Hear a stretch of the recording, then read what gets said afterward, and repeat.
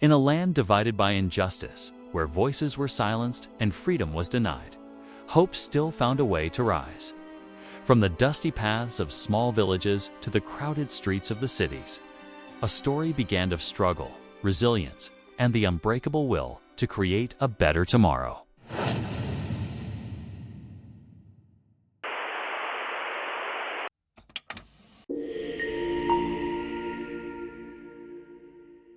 And in a small village, far from the halls of power, the story of one such leader was just beginning. On July 18, 1918, in the quiet village of Mavezo, a boy named Rolihlahla Mandela was born into the Thembu royal family.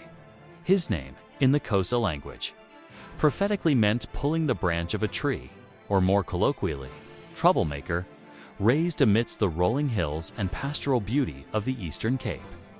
Young Nelson's world was one of tradition, community, and the stories of his ancestors. His lessons in respect, discipline, and leadership did not come from books, but from the wisdom of his tribe's elders.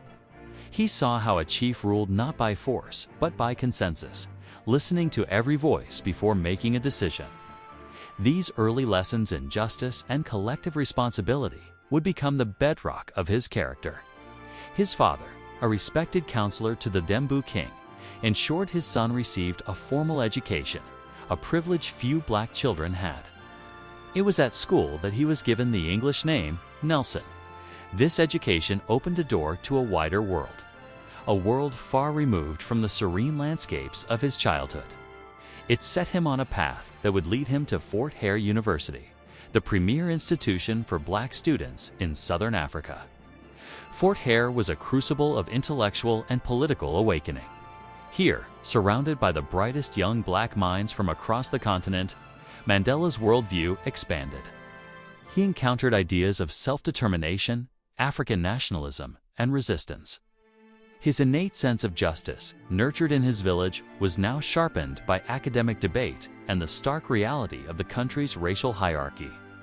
It was at Fort Hare that he had his first taste of activism, when the university authorities attempted to undermine the power of the student council. Mandela, along with his friend Oliver Tambo, led a student boycott. He chose principle over personal advancement, refusing to back down and ultimately leaving the university rather than compromising his beliefs. He left the Eastern Cape behind, escaping an arranged marriage and seeking a new life in the sprawling, chaotic metropolis of Johannesburg. The City of Gold was a place of stark contrasts of immense wealth built on the back of exploited black labor. For Mandela, it was a brutal education in the true nature of apartheid. Arriving in Johannesburg, Mandela was just another young black man trying to survive. He worked as a mine security officer and later as an articled clerk at a law firm, all while pursuing his law degree by studying at night. The city was a relentless grind, but it was also a place of connection and political ferment. He lived in Alexandra, a vibrant and resilient township that pulsed with life despite the poverty and oppression. It was here that he met Walter Sisulu, a man who would become his mentor, his political guide, and his lifelong friend. Sisulu saw the fire in the young Mandela, his sharp intellect, his commanding presence, and his unwavering commitment to his people. He encouraged Mandela's legal studies and brought him into the fold of the one organization that represented the hope for a free South Africa, the African National Congress, the ANC. For Mandela, the law was not just a profession, it was a weapon. After completing his studies, he and Oliver Tambo opened the first black-owned law firm in South Africa. Their office became a sanctuary for the oppressed. Day after day, it was filled with ordinary people facing the cruelty of apartheid laws, evictions, past law violations, and police brutality. Mandela and Tambo fought for them, offering not just legal counsel, but a glimmer of hope in a system designed to crush it. He saw firsthand that the law, as it stood, was not a tool for justice, but an instrument of oppression. This realization fueled his political evolution.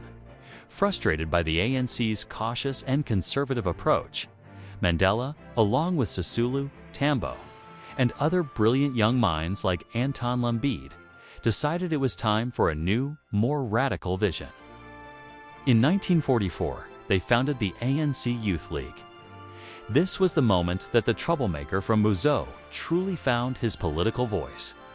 They were young, impatient, and unapologetic. They rejected the idea of begging for rights and instead demanded them. They argued for a program of mass action, boycotts, strikes, and civil disobedience. Their energy and ideas revitalized the ANC, shifting its strategy from polite petitions to direct confrontation. Mandela emerged as a charismatic and powerful leader within this new movement.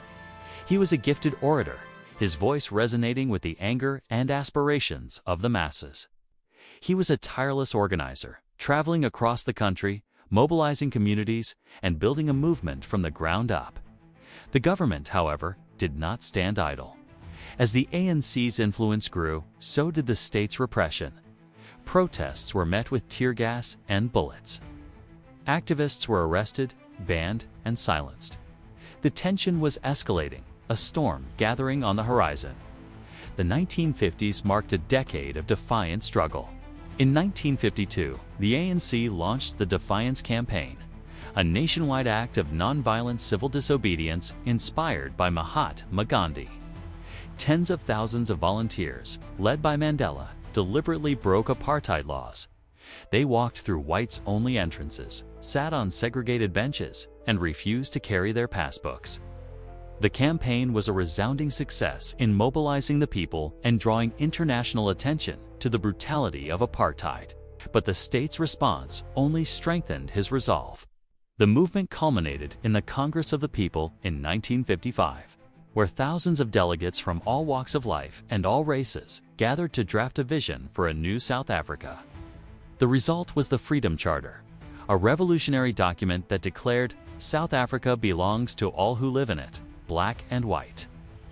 It was a bold and beautiful proclamation of a democratic, non-racial future. But for the apartheid regime, it was an act of treason.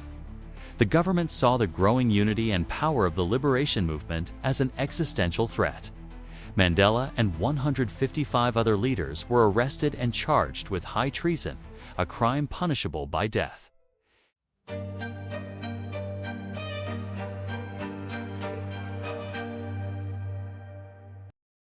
The year is 1964. The Palace of Justice in Pretoria, South Africa, is electric with tension. At the center of it all stands one man, Nelson Mandela, facing the gravest of charges: sabotage. The apartheid state wants to silence him, to make an example of him. But in this moment, staring down a possible death sentence, Mandela does not waver. Instead, he delivers a speech that will echo through history, a declaration of principle that defines his life's purpose. In a calm, resolute voice, he tells the court and the world that he has fought against white domination and he has fought against black domination. He has cherished the ideal of a democratic and free society in which all persons live together in harmony and with equal opportunities. Then he utters the immortal words, "It is an ideal which I hope to live for and to achieve. But if needs be, it is an ideal for which I am prepared to die." The courtroom falls silent. The world, watching from afar, holds its breath. This trial is no longer just about one man. It's a trial of an entire system, a global referendum on justice itself. The judges deliberate. The sentence comes down: life imprisonment. Not death, but a life to be spent locked away, a fate designed to break his spirit and erase his name from memory. Mandela is ferried across the choppy waters to a place that would become synonymous with suffering and resilience: Robben Island. This rocky outcrop was a fortress, a maximum security prison designed to crush the resolve of political prisoners. Here, Mandela was no longer a lawyer, a leader, a husband, or a father. He was prisoner 466/64. His world shrank to a tiny, knee-damp cell, 7 feet by 9 feet, with nothing but a thin mat on the cold stone floor and a bucket for a toilet. Every day was a grueling routine of hard labor in the limestone quarry. Under the relentless glare of the African sun, he and his fellow prisoners would toil, their eyes damaged by the blinding white dust, their bodies aching from the relentless work. But within these walls, something extraordinary happened. The prison became a university. Mandela, ever the leader, organized secret classes. He taught his fellow inmates to read and write, shared his knowledge of law and history, and debated politics. He became a father figure, a mentor, a beacon of unwavering strength. Scraps of paper became his lifeline to the outside world. Secret messages smuggled out, carrying words of encouragement and strategy to the anti-apartheid movement, which was now growing stronger without him. He was physically caged, but his mind, his influence, remained unbound. While Mandela toiled in the quarry, a global movement was catching fire. The slogan "Free Nelson Mandela" became a rallying cry heard in cities across the world. In London's Trafalgar Square, in the bustling streets of New York, and across the capitals of Africa, thousands marched, demanding his release. Concerts were held, headlined by the world's biggest music stars, all lending their voices to the cause. The United Nations imposed sanctions, boycotts were organized, and international pressure mounted on the apartheid regime. South Africa became a pariah state, isolated and condemned. The world was changing, the Cold War was ending, and the pillars of apartheid were beginning to crumble under the combined weight of internal resistance and external condemnation. Yet, year after year, decade after decade, Mandela remained behind bars. The seasons changed, his children grew up, and the world transformed.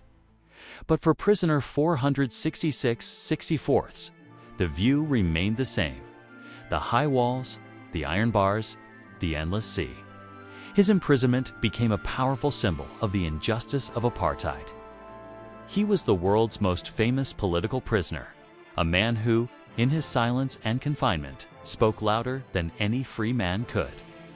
Then, on February 11, 1990, the impossible happened. After 27 long years, the gates of Victor Verster prison swung open. A 71-year-old Nelson Mandela, his hair now gray, but his posture still proud, walked out into the sunlight, a free man. Holding hands with his wife, Winnie, he raised a triumphant fist to the sky. The crowd erupted. Thousands had gathered, their cheers a deafening roar of joy and disbelief. It was a moment broadcast live around the world, a scene of pure, unadulterated hope. The man who had entered prison in his prime emerged as an elder statesman, his face etched with the lines of his struggle, but his eyes burning with the same fire for freedom. His release was not just a personal victory, it was the death knell for apartheid. The system that had imprisoned him could no longer hold back the tide of history. His long walk to freedom was complete, but a new, even more challenging journey was just beginning. The journey to build a new South Africa from the ashes of the old. He had walked out of prison. Now he had to lead an entire nation to its own liberation. The years that followed were a whirlwind of negotiation and transformation. Mandela, working with the government of F.W. de Klerk, skillfully navigated the treacherous path from apartheid to democracy, avoiding a civil war that many had thought was inevitable. And then came April 27, 1994, a day South Africa and the world would never forget. For the first time in the nation's history, citizens of all races were able to vote. Long, winding queues of people, black and white, snaked through towns and cities, patiently waiting to cast their ballots. For millions, it was the first vote of their lives. There was a palpable sense of joy, of liberation, of a dream finally realized. The images were breathtaking. Elderly black South Africans who had lived their entire lives as second-class citizens, now holding their ballot papers like sacred texts. The result was a foregone conclusion. The African National Congress won a landslide victory, and on May 10, 1994, Nelson Mandela was sworn in as the first democratically elected president of South Africa. Standing before a crowd of global leaders and his own people, he spoke not of retribution, but of a new beginning. He declared, "Let there be justice for all. "Let there be peace for all. Let there be work, bread, water, and salt for all." The man who was once a prisoner was now a president, tasked with healing the deep wounds of a nation divided for centuries.